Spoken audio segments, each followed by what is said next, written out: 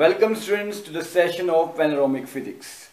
Students, today our topic of discussion is refraction through glass slab. Refraction through glass slab. कि glass slab के through हम reflection कैसे पढ़ेंगे. We are aware about Snell's law. Snell's law ने हमें कितनी important बात बताई थी कि if we able to know the refractive index, यानी किसी चीज की ऑप्टिकल डेंसिटी जब हम मेजर कर सकते हैं, मान लीजिए ग्लास के केस में चीज 1.5 रिफ्रैक्टिव इंडेक्स, तो उससे हमें यह पता चलता था कि उस मीडियम में, पर्टिकुलर मीडियम में, बाय यूजिंग दिस फार्मूला, कि speed of that light in that medium कितनी रिड्यूस होगी. रिफ्रैक्शन में सबसे बड़ी बात क्या होती थी? Reduce. What is that? Reduction of speed of light. Speed of light कम होती थी. वो किस पे डिपेंड करती थी? वो डिपेंड करती थी refractive index of that particular medium. अब यहां केस है स्टूडेंट ग्लास स्लैब का. Very very interesting case.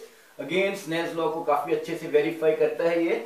साथ में हमें ये भी बताता है कि how the speed changes and how the light speed varies when it goes from rare to denser, again from denser to rare. अब ग्लास स्लैब को अगर हम सिंपली से ABCD we give it a name, that is separate thing students. Just understand this thing. Glass slab में दो तरह के interface मिलेंगे हमें. एक इंटरफेस है this point, let it be L point, and this point is M point. और इन पॉइंट्स पे हम क्या देख रहे हैं? There are two types of interface. Interface क्या मतलब होता है? इंटरफेस मतलब है there is a separation of air and glass. जहां एयर और ग्लास को सेपरेशन मिलती है दिस पर्टिकुलर पॉइंट पे, that point is known as interface. And इस यहां पे इंटरफेस को ऐड करेगा this whole line ALB, and here the interface is DM, this thing, entire thing. अब यहां एयर टू ग्लास भी है और ग्लास टू एयर भी है.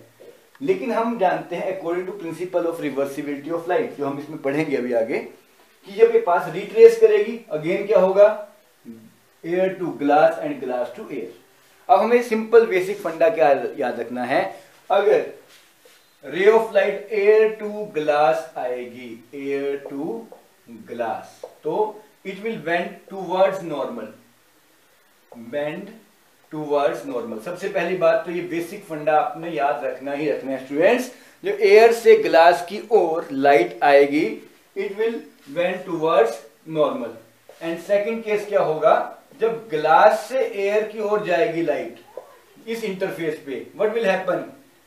Bend away from normal. Bend away from normal. वो नॉर्मल से अवे हो जाएगी, डेविएट हो जाएगी ज्यादा एंगल से. सो पहली बात तो ये याद रखनी. अब स्नेल ने क्या कहा था पहले आपको इसे समझना है. Let us consider a glass slab ABCD and there are two interfaces. आप देख रहे हैं air to glass and glass to air. Mu is the refractive index of air, mu g again glass का refractive index, again you consider mu a, that is of air. Now जब ray यहां से यहां तक आएगी तो Snell's law क्या बोलेगा? Snell's law is saying that is mu A sine I1 is equal to mu G sine R1. क्यों? स्नेल लॉ ने कहा था कि जब हम इन दोनों के साइंस का रेशियो लेते हैं, that terms comes to be certain constant के बराबर आती है. लेकिन यहां पे इंटरफेस चेंज होता जा रहा है म्यू ए से म्यू जी की ओर. Now what will happen? Where we have to apply Snell's law. Snell's law हमें बेसिक पता है, एयर टू ग्लास में जब आएगी तो टुवर्ड्स नॉर्मल. अब स्नेल्स लॉ क्या बोलता है? Snell's law is applied at point N. Snell's law applied at point L. Applied at point L. Now what will happen now? Here it is now mu A sin I1 equal to mu G sin R1. Students, अब क्या करेंगे हम? mu A upon mu G. अगर हम air और glass की बात करें तो mu G upon mu A. अगर if we do mu G upon A, sorry, glass to air, it is entering from air to glass. So it will comes out to be if sin I1 upon sin R1.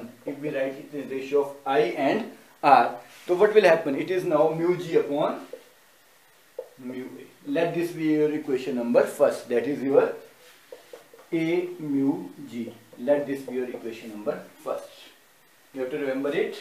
Sin I1, this thing is your equation first. Now again similarly जब हम Snell's law को apply करेंगे point M पे, तब क्या होगा? Applying Snell's law at point M. Applying Snell's law at point M. अब similarly अब यहाँ पे क्या हुआ स्टूडेंट, ध्यान से देखिए, साइन I2 है यहाँ पे and sine R2, that is mu G sine I2 equal to that is mu A sine R2.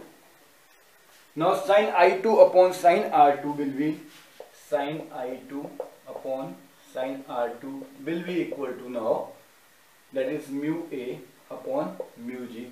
That is implies G mu A, glass to air interface. That is your equation number second. वैसे तो यहीं पे आप इसे काफी हद तक solve कर सकते हैं by applying principle of reversibility A mu G into G mu A. That is A mu G is equal to 1 upon G mu A. But students, there is one thing very important to be noticed. अगर हम माने कि plane mirror को हम इस यहाँ पे रख देते हैं, यहाँ पे प्लेस कर देते हैं, now what will happen, light will try to retrace its path. Light अपना पाथ रिट्रेस करेगी and it will go like that. जब वो अपना पाथ रिट्रेस करेगी तो अगेन हमारे पास कौन सा इंटरफेस आ जाएगा, एयर टू ग्लास. अब ध्यान से सुनिए, पहले आया हमारे पास air to glass, again glass to air, first air to glass.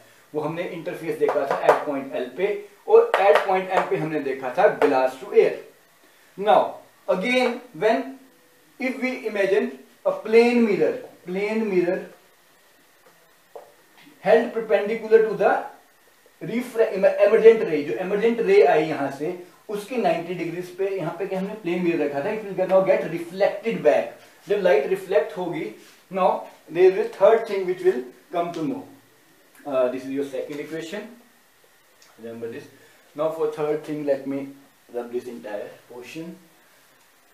Now third thing that comes into picture is, that is when the plane mirror is held. Now here it is mu A sin R2, again mu A sin R2, it is from here sin R2 equal to mu G sin I2, mu G sin I2. Again now we will write it as sin R2 upon sin I2, that is mu G upon mu A. That again comes out to be your, that is A mu G equal to, इससे क्या साबित हुआ, A mu G is equal to 1 upon G mu A. Let this equation be your equation number third. Your very first equation is this. This is your second equation. This is your third equation. From second and third, students, from first and third, sorry, first let me solve your first and third equation. From first and third, let me rub this entire thing now. From first and third equation, what we'll get? From first and third equation, this is your first equation, that is your sin I1 upon sin R1, and this is your third equation, that is sin R2 upon sin I2. This points out that I1 is equal to R2 and R1 is equal to I2. I1 जो है R2 के बराबर है and R2 is equal to I1.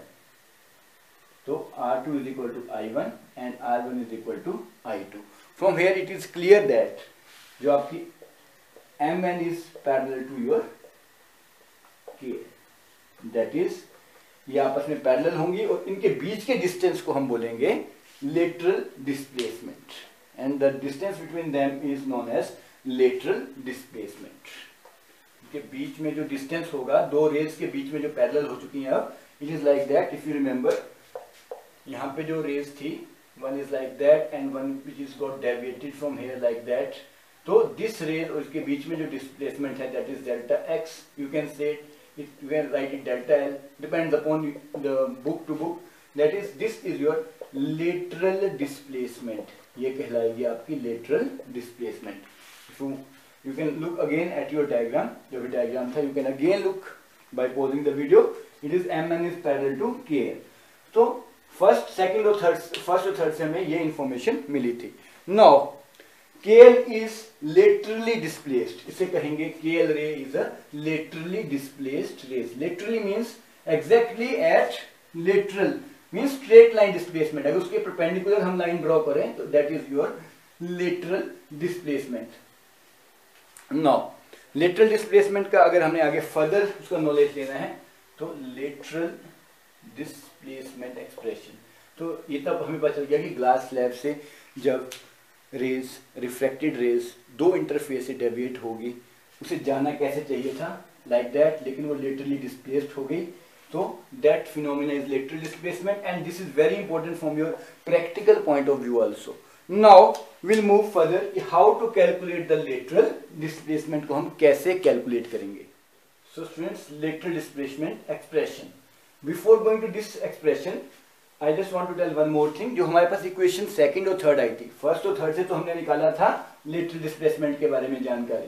Now second और third में हमें जानकारी मिली थी that is sine r2 upon that is sine i2 upon r2, i2 upon sine r2 equal to sine r2 upon sine i2. ये आपस में cancel हो गए थे and we have a mu g is equal to 1 upon g mu a.